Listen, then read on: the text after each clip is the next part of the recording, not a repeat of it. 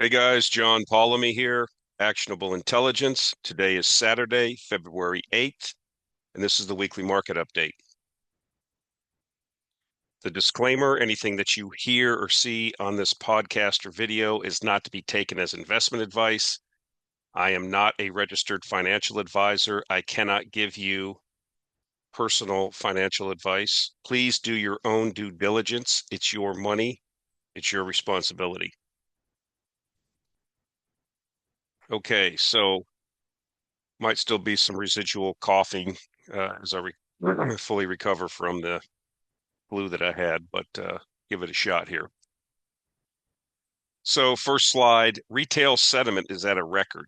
And so we've talked about this before. You know my view on the U.S. stock market, in particular the tech sector.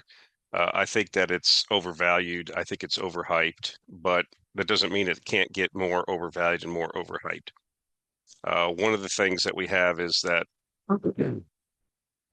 retail investors are the most bullish they've been uh, uh, ever on the U.S. stock market. So that's usually not good. I mean, if retail investors are all in, who's left to buy? We've talked about this before. And so when you see these big spikes like we've had, I've shown this something similar to this before. And inevitably, something's going to come along and damage that sentiment or cause a shift in sentiment, which could very easily lead to lower stock prices. So buyer beware. Okay, so I want to talk about oil a lot this week and energy. It's just a lot of news items. One of the focal points of the new administration's policy is the drill baby drill, right? Get energy production up 3 million barrels a day of oil equivalent as one of their three arrows for remaking the U.S. economy and getting prices down. However, as we've pointed out, that's not going to be possible.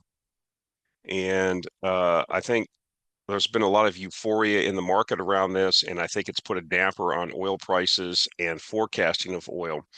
Just because the president says something doesn't mean it's going to happen, as we've pointed out. There's, in my view, geological constraints that are not going to allow this to happen. We're starting to get confirmation of this now. Here was an article that was on oilprice.com. Title of the article was Drill Baby Drill is Dead, Oil Executives Say. So we've got some snippets here from the article. Despite Trump's full throttle push to unleash U.S. energy, Permian oil producers are keeping their foot on the brakes. At a Houston conference this week, energy executives made it clear that while production is still growing, the breakneck pace of the past decade is history. In 2025, Permian output is expected to rise about 250 to 300,000 barrels per day, down from last year's 380,000 barrel per day increase. That's a 25% slowdown, and it's not just because of market conditions. It's intentional. On Thursday, Chevron's Barbara Harrison summed up the mood to Reuters. We still expect to see growth in the Permian, but we expect to see that moderated.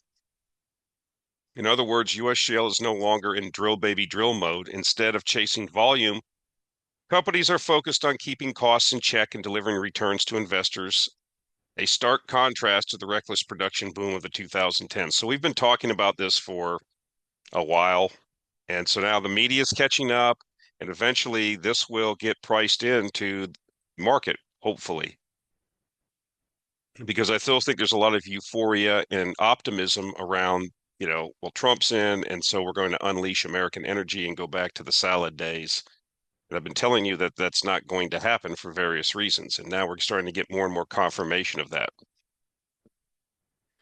Bottom line, the days of unbridled U.S. shale expansion are over, oil executives say. The industry is moving cautiously, balancing supply growth with financial discipline. Trump may want a flood of new production, but Wall Street wants profits. Right now, Wall Street is winning. So we'll see what happens, but I'm in the camp that Permian oil production is going to plateau. And once that actually gets absorbed into the market's mindset, you start putting that against more sanctions on Russian oil and the reinstitution of sanctions on Iran, which I'm going to show a slide later on. And you could very easily be later in 2025, have higher oil prices. The case can be made. So, demand is not going to slacken unless you have a worldwide recession. I don't see anybody forecasting that. Yes, economies are weak in Europe and in China, but other places around the world, overall oil consumption continues to rise. So we shall see. Here's a tweet from Josh Young from the Wall Street Journal. Trump's advisors realize shale drillers won't ramp up, according to sources. They didn't know this? I mean, hard for me to, again, politicians, I really don't know. I think Trump operates from the mindset that this is 2016 still. We're in a different oil market. So this is from 9 Point Energy Partners. Global observable oil inventory onshore and oil on water surplus deficit to 2017-2019 baseline average. So you have the baseline average pre-pandemic with the current global oil inventories compared to that. You see that we're in deficit. So oil inventories are down. Now, a lot of people say that this doesn't matter, but at some point, I think it does matter because then you have to replenish the inventories. They're talking about increasing the SPR. Again, they're talking about sanctioning more Russian oil and more Iranian oil. This is, if you already have low inventories, this could cause prices to increase, not decrease. I don't think the market has that on its bingo card. So this is Hemlick and Payne. This is from their recent conference call, says active rigs in North America is flat. Crude oil prices and industry rig counts were relatively steady during the quarter, but market sentiment remained cautious in the face of a multitude of economic and geopolitical uncertainties that have materialized over the past several quarters. Contractual churn in our NAS rig count continues to characterize the market. Yet we have been successful in managing that volatility by consistently delivering drilling performance, blah, blah, blah. Looking through the remainder of the second fiscal quarter, we expect our NAS rig count to remain relatively flat and exit the quarter in a range of 146 to 152 active rigs. So one of the biggest rig operators is saying that demand's flat for more rigs. Now, the counter argument will be, well, the rigs are more efficient. Well, I guess you can make that case, but if we were going to have a drill baby drill boom and add 3 million barrels of oil over the next 4 years, then we would be increasing the rig count, and that's not happening. So here's China oil inventories. Obviously, this shows the different years, 2001, 22, 23, 24. You see 25 is starting out lower than the previous years. Now, I guess you could make the argument that maybe because of electric vehicle penetration and natural gas trucking penetration, that oil inventories don't need to be as high in China. So maybe that's what the accounting for it is. But we'll see as the year progresses. Maybe China just doesn't need to keep as much oil in inventory if its demand is, peaked. But we'll see. We're seeing, I guess what I'm telling you is we're seeing inventories down, and we're not seeing this drill baby drill supply response. And so what I'm saying is that you could create a narrative, a view that later in the year, after it becomes obvious what's really happening in the markets, that the oil price could have a bias to the upside. So here's another chart from 9 Point Partners talking about Iran sanctions. You see that going back to the last time that Trump was in office, this is Iranian oil exports in barrels, thousands of barrels per day. So you see that at one point when Trump came into power the first time, they put sanctions on Iranian oil, and you see what they did. They were able to get, Iran was exporting over 2.5 million barrels a day prior to those sanctions. And the Trump administration basically, within about a year, got oil exports in Iran down by 80%, less than 500,000 barrels a day. So then the Biden administration came in. This is when they were inaugurated, and they didn't want to have high oil prices, right? This was so what did they do? They lessened the sanctions on Iran, and so you see that Iranian oil production was able to increase. So, this was also combine this with sanctions being eased on Venezuelan oil exports, releases from the SPR, you know, this now you're reversing some of these things, right? We'll see what happens. I know that uh, Trump is looking as part of the new Monroe Doctrine at Venezuela. I don't know. I haven't heard anything about sanctions there, but again, this is another something that was allowing for oil prices to be contained, but this is going to reverse now as the Trump administration puts pressure on the Iranian regime.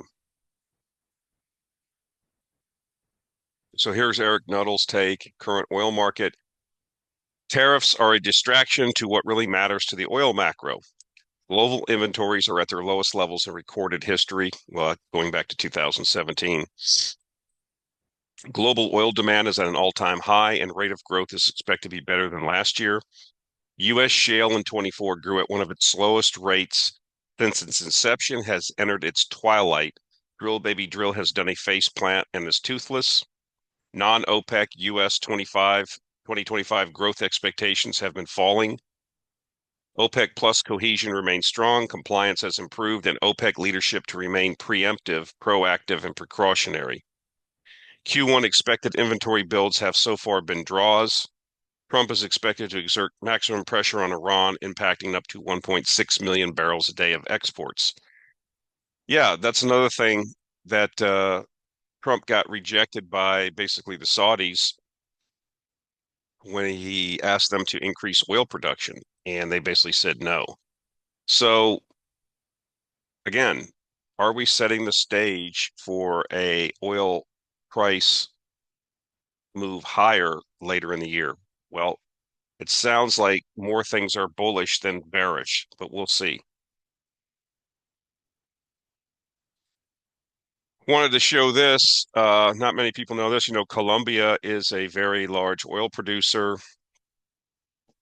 but it's been declining over time. Lack of investment. The current government there is against oil exploration. I think has actually banned further exploration. That's going to change with the elections coming. Hopefully next year, as we get closer to that, we should see that get priced in. But you see Argentina, this is the emergence of the Vaca Muerta shale play, and this is basically back to way around when Milei has got elected. Things are taking off now. So Argentina now produces more oil than Colombia. So you could make the argument that if you create a economic environment, if you create a political environment that's conducive to capital being invested and capital being incentivized, that you will see, these kind of responses. If you do things to restrict capital formation and disincentivize oil exploration, you get less oil. And so I just thought this was interesting. Again, another reason why I'm bullish on Argentina. I think that this increase in oil production as they get into 1 million barrels a day of production, which should be fairly easy over the next couple of few years, as they see more investment in pipelines and more investment in exploration as the Vaca Muerta gets fully developed. This should be a big tailwind for the administration there, especially as they become a net energy exporter. That will be good for their dollar reserves, something that, they've had a problem with in the past.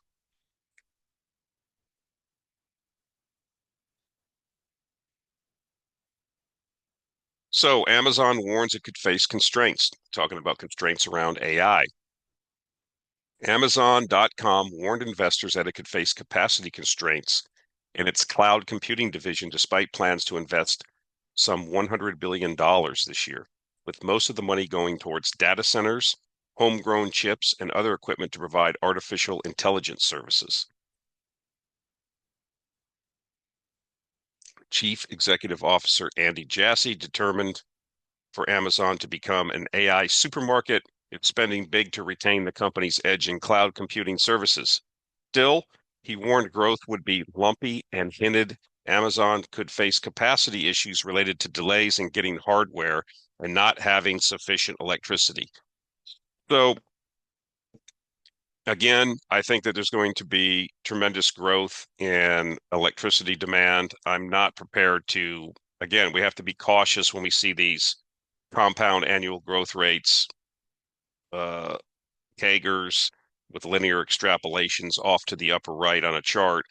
But right now, this is, based on what we're seeing with, gas turbine orders and the potential here, this is still going to be a tremendous market.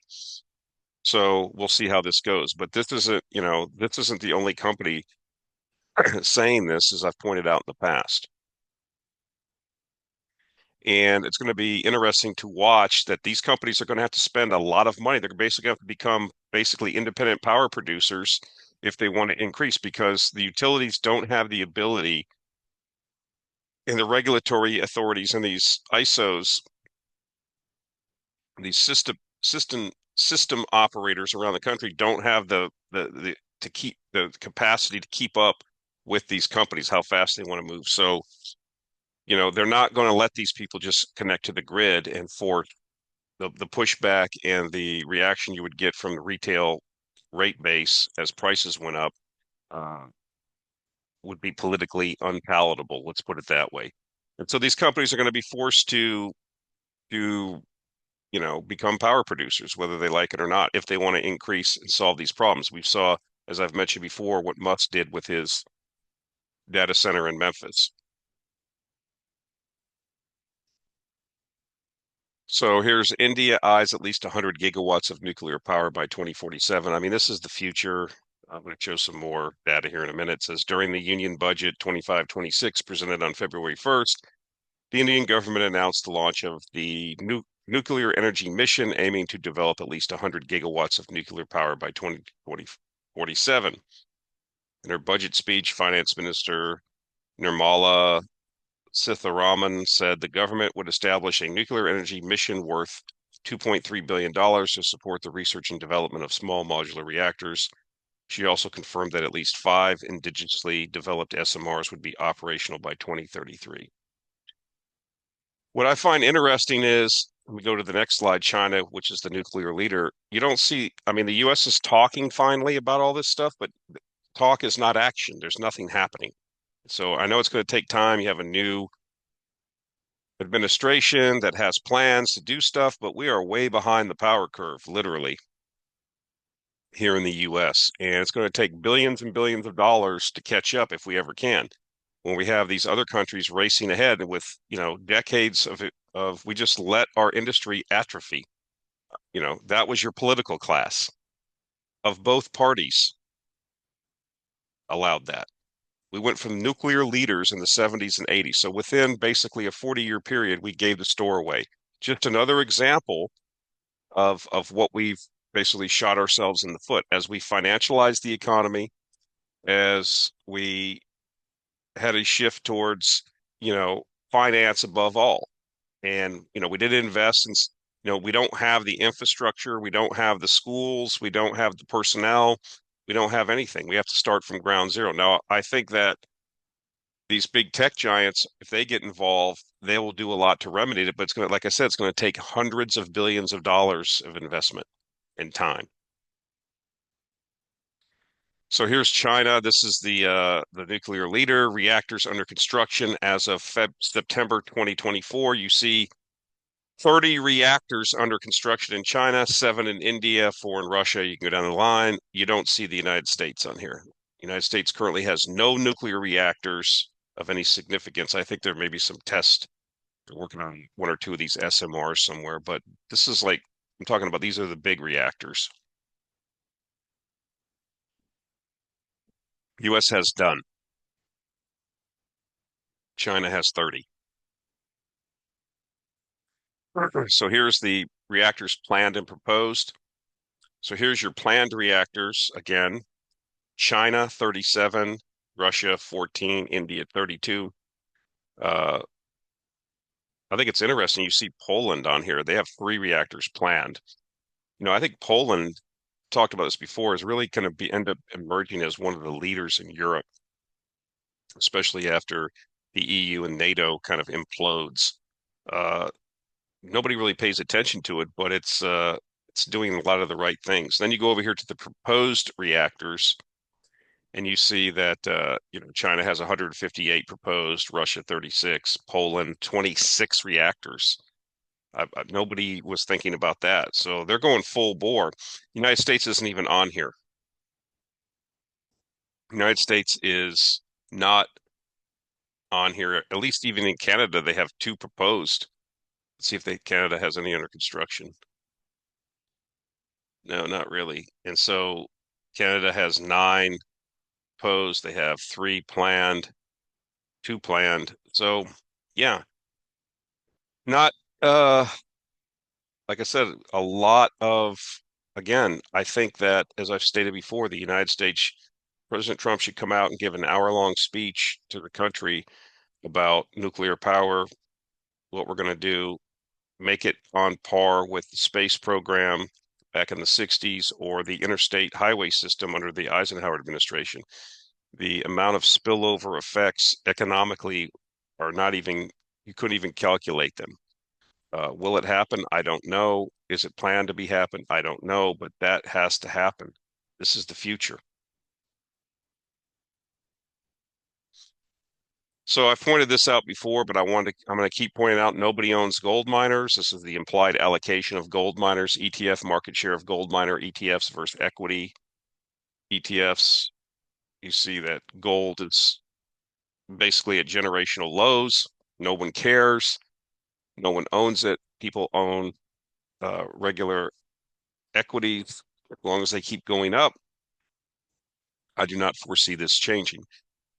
We will see, though, if over the next couple quarters, the increased cash flows that are going to be reported by some of these miners start drawing attention to them. We shall see.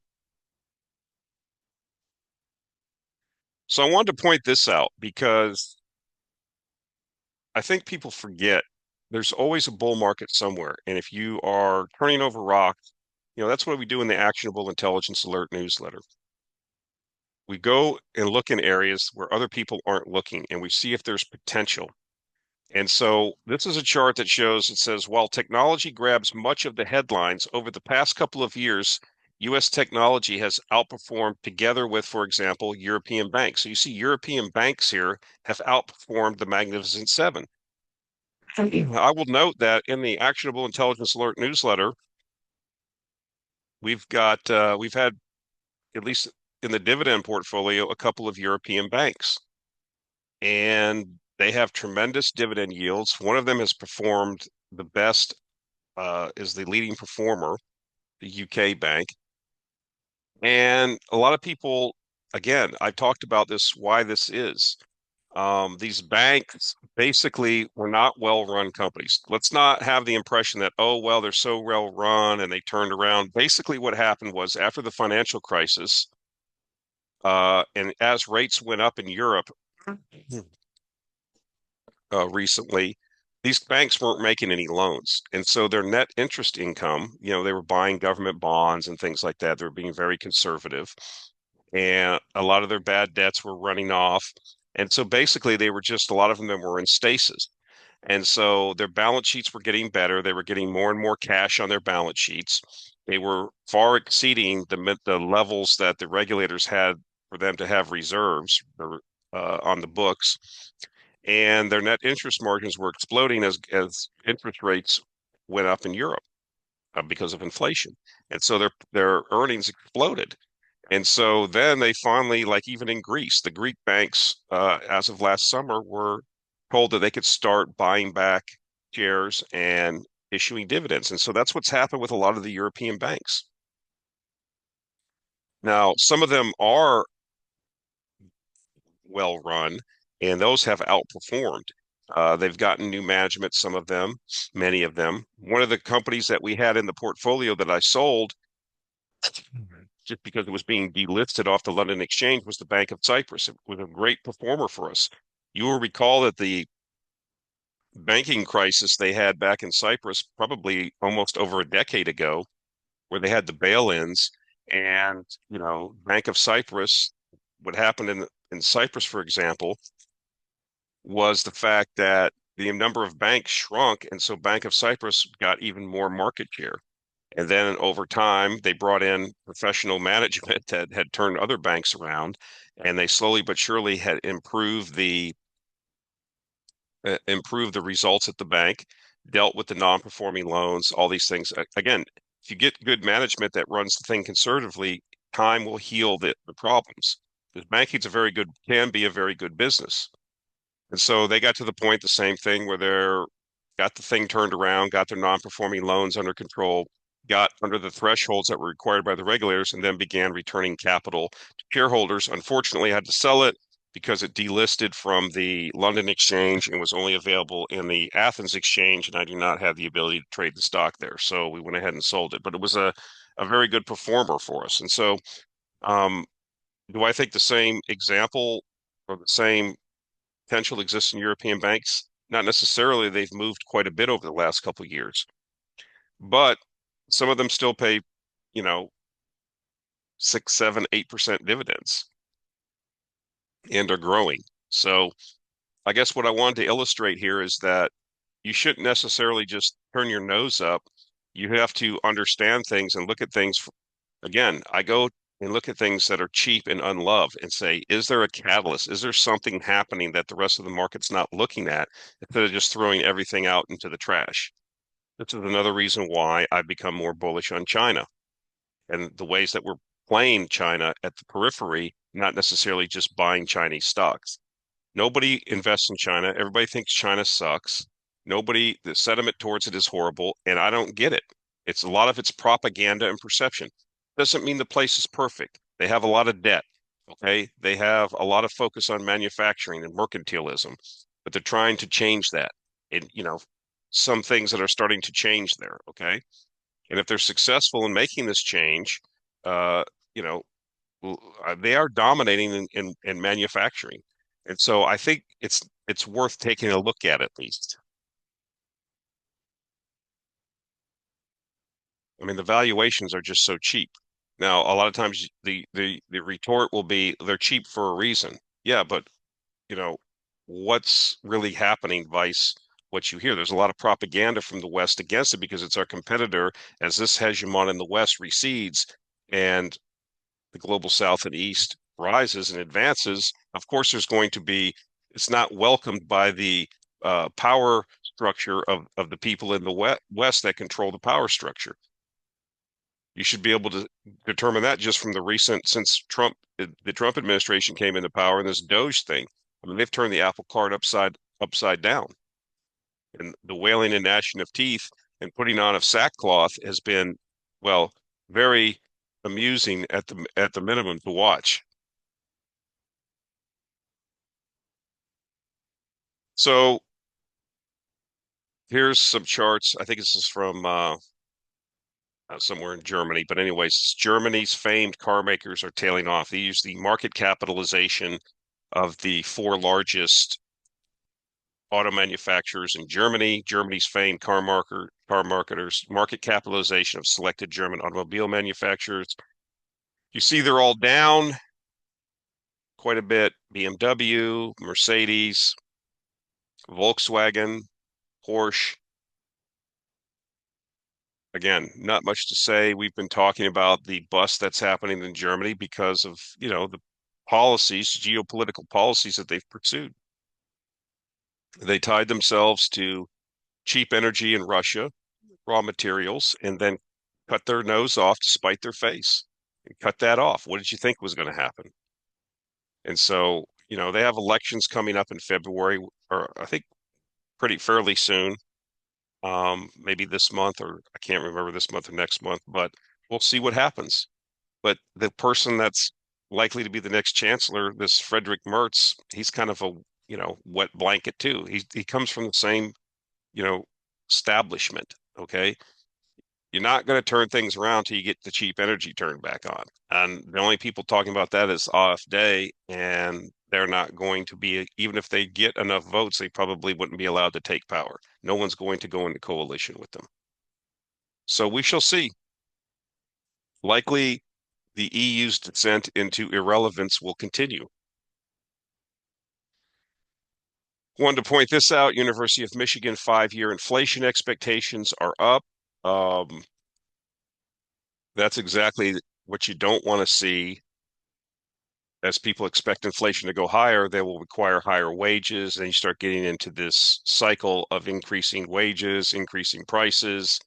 I'm not saying that's where we're going right now, but we will see what happens, especially if you try to bring manufacturing back to the US, if you deport all the low-wage workers, which they are doing, then conversely, you're probably going to see higher wages, right? Especially at the lower skill levels, and that's going to force prices up. So we'll see what happens, but this is exactly the opposite. This is what I said would happen. Okay, it doesn't matter who's in power. We are the 40 years of disinflation is over because the structural uh, components that were in place to cause 40 years of disinflation have reversed. And so uh, the bias is going to be towards higher inflation, not lower inflation. That doesn't mean hyperinflation, but it means 2%, probably not. 3.5%, 4%, more likely. Okay, this will be the point where if you don't like my political commentary, you should excuse yourself.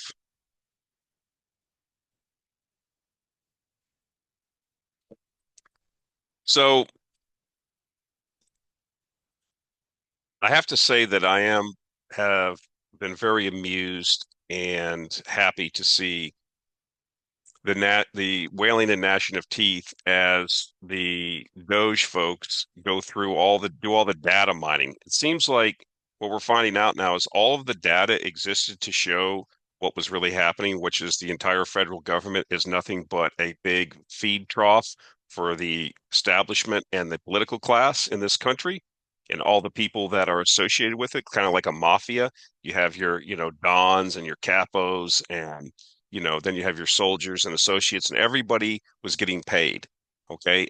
And the average person, that's why when you go to Virginia and you see the counties around Washington, D.C., are the highest net worth counties in the country. Everybody was feeding at the imperial trough. And so what we're starting to see is how deep and how endemic the corruption actually was and who was feeding at it. Okay. And this is, you know, every, what's amazing to me is it's not like they had to go down and like blast a vault open to get the data. All the data is available at most of these agencies. Nobody was looking because no one was incentivized to look. No one cared. Your political class, both parties, okay, were benefiting from this. Okay. And so there was no incentive. Again, show me the incentives and I'll tell you the outcome. Then you get this populist Trump who has a total different view of things, who came in to power this time prepared with a class of people with him that share a lot of his views, and you see what they're finding now.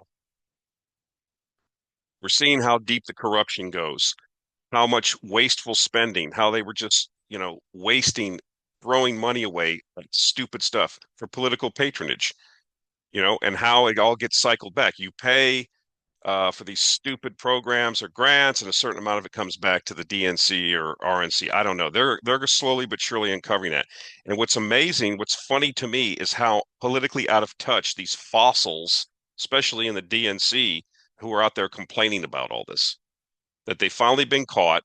Okay, they're like USAID. Everybody knew what was going on there. It's an instrument of regime change for around the world.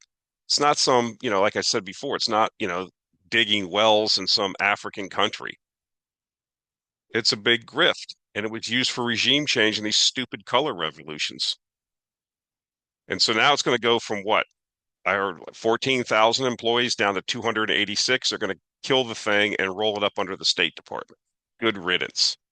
And of course, you have all these out of touch senators and congressmen coming out complaining about it. The American people don't want to hear it. The majority of people now are wise to it. It's all over social media. Uh, is there disinformation and embellishments? Yes. But, they're finding even more.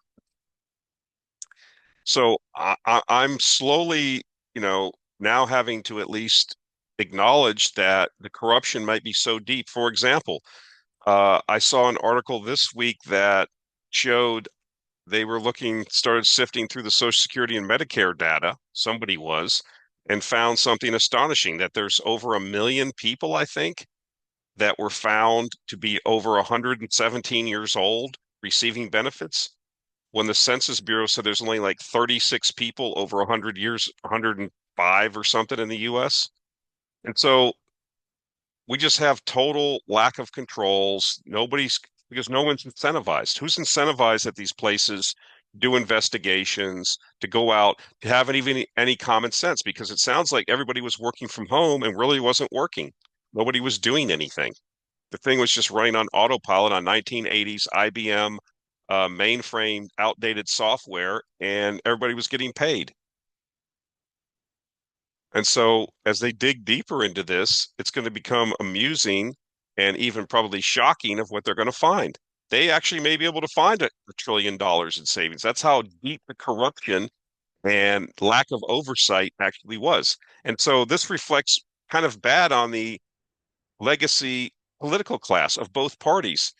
Evidently, everybody knew this was going on and nobody was doing anything because they're not incentivized to do anything. They were benefiting from this. So here's another example. I knew this from being from Minnesota. It's amazing. When I was a kid in Minnesota, uh, it was idyllic. It was a totally different place than it is now, at least in the cities. And it's totally different now. So you had waves of these settlement starting back after the Vietnam War when our so-called allies, these Hmongs from Southeast Asia, were brought in. And, you know, I always ask the question, who's bringing these people in? Why are they being resettled here in Minnesota? Who wants to move from Vietnam or Cambodia to Minneapolis, St. Paul? It doesn't make any sense. Then you have, of course, Somali resettlement. And, talking with people that are there, I mean, people knew what was going on. You had these different various religious organizations, in particular the Lutherans, Catholics, bringing in these people for profit, basically. And the federal government was subsidizing it. Okay. And here's just a small snippet of some of the payments that were made to Lutheran Immigration and Refugee Services Inc. This is just a snapshot I took off of X. So this is getting shut down now. So we were paying these religious organizations to resettle people and displace the native populations. And again, no one was going to say anything because I guarantee you a certain amount of this money, when it's given to these organizations, whether it's the Lutherans or whoever, no matter what, if it's for a transgender play in Ecuador, a certain amount of that money gets sent back to the political parties to keep the game going. Wink, wink, honk, honk. And so the jig is up now. This is being exposed. There's going to be even more exposure, sunlight on this. And people are really outraged when you are on. And what's amazing is do I think any of this would have happened without Trump being elected? No. Do I think any of this would have happened if Elon Musk didn't buy Twitter and let it be a free speech platform? You see the discussions around all these media companies that were receiving money from politicos collapsing now. It's almost like there really isn't a real progressive left. It's a Potemkin village that was supported by political pressure, social social opprobrium from the media that was financed by the government, a state propaganda organ, and now it's all imploding. No one actually most people don't believe, or that's the thing I would find out.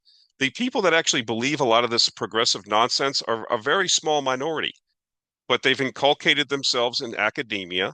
They control the media, and it sounds like a lot of it was just being paid by you, the taxpayer. You were paying for your own disempowerment and displacement.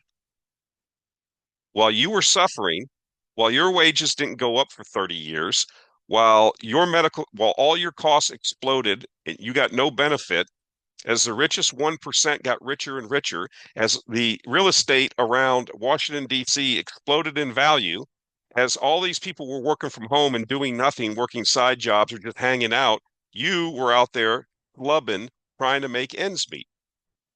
Yeah, people are outraged. And I don't think if they're able to keep this going now, what are they falling back on? They're going to find some progressive liberal judge in the DC Circuit Court to try to, put a hiatus on this. It's not going to work. People, as more and more sunlight gets shined, this is going to get uglier and uglier, and people are going to be so outraged. If you're going to stand there as an out of touch politician in the age of the internet and social media and try to justify this, your political career is probably going to be over. So we'll see how, you know, you see the demonization. Oh, these five guys under 21, they're controlling the government. That's not what's happening. They're data mining and finding things, and it's outrageous. And the administration, which said, everybody, don't act outraged. Don't act like you didn't know what was going to happen. This is what they said they were going to do, and they're doing it. And again, they're finding so much now. Uh, and again, I think it's very appropriate to get this out on social media, get it out in front of the people, because, they benefited, a small clique benefited while you suffered for 40 years. Healthcare costs out of control. Well, sick care costs, whatever you want to call it. No wage growth. Sent all the jobs overseas. Undermined this country at every chance for money and financed it all with your tax dollars and putting us $36 trillion in debt. There you go. So expect to see more of this, not less. And again, there's people that are for this. They're out there defending it. Mostly because, again, show me the incentive and I'll tell you the outcome. If you were getting checks, if you were working for these organizations, if well, there's a lot of people in the federal government that are really do a good job. Listen, we don't need federal government needs to be 5% of the size it is. Okay. Go get a real job like everybody else. I don't want to hear it. Okay. I see what federal employees do. Okay. Please stop. The only people that say that are federal employees. So I thought this to close out, this was an interesting snippet from Bertrand Russell, who was a mathematician, philosopher, kind of a political commentator about 100 years ago, and why nothing changes. So I'll read this quote. It says, one of the peculiarities of the English-speaking world is its immense interest and belief in political parties. A very large percentage of English-speaking people really believe that the ills from which they suffer would be cured if a certain political party were in power. That is a reason for the swing of the pendulum. A man votes for one party and remains miserable. He concludes that it was the other party that was to bring the millennium. By the time he is disenchanted with all parties, he is an old man on the verge of death. His sons retain the belief of his youth, and the seesaw goes on. And so we have a saying, or not saying, but part of our service when we in the Orthodox Church, we say one of the hymns, part of it is, don't put your trust in princes and sons of men where there is no salvation. And, this is why, I am considered a cynic. I am not a cynic, but human nature is what it is. Again, I go back to what Munger said. Show me the incentive and I will tell you the outcome. Whether it's people in the federal government, whether it's the oil industry back during the shale boom days. They were incentivized to raise production, irregardless if they made any money or had any positive cash flow. And so what did they do? They drill baby drilled, and no money was actually made. And so you always have to look at the incentives. What is the incentive? If you raise the cost of cigarettes, smoking goes down. I mean, this is not hard to understand, and yet people forget it. And again, people have this view that I just have to go, it comes down to not really having a philosophical anchor. Most people, they read a little bit or they went to college, they picked up a little philosophy or religion, and they all mix it together and they've never sat down and said, what do I actually believe as an individual? Okay. These are concepts that you have to contemplate, and it's hard to do because you have to critically think about them and you have to challenge yourself. And a lot of people don't want to do that. They want easy answers, painless answers. Again, people don't like to sit in the Chick-fil-A drive-through for more than 5 minutes. They start getting antsy. Okay, so who wants to sit down and think about, well, is taxation actually theft? If I get a bunch of neighbors in my cul-de-sac to have a vote and we agree to take all of your money, is that valid? If I stick a gun in your ribs and say, give me your money, everybody would consider that robbery. But if I say I need have a wisdom tooth pulled because I'm in pain, is it theft then? I mean, these are things that people don't contemplate. And so they get into these scenarios where, again, you get back this back and forth shifting because people don't have a philosophical anchor. It's emotionally charged. And so this does tie into investing and speculating because emotions rule the markets. Sentiment rules markets. Fear and greed, the human animal does not change throughout time. And so understanding that, being able to measure that sentiment and taking advantage of it creates a lot of uh, profit and power if you understand that. If everybody's selling, you should be buying. When everybody's buying, you should be selling. These are easy concepts to articulate and absorb, but they're very difficult in real life to put into practice. And so I think being a contemplative person, a thinking person, as best you can, eliminating biases, because we all have biases, including John. I have biases that affect my thinking. Uh, we're in this to make money. And so, yes, looking at the political situation, when things change in the country, become more market friendly, the stock market, usually will react positively to that.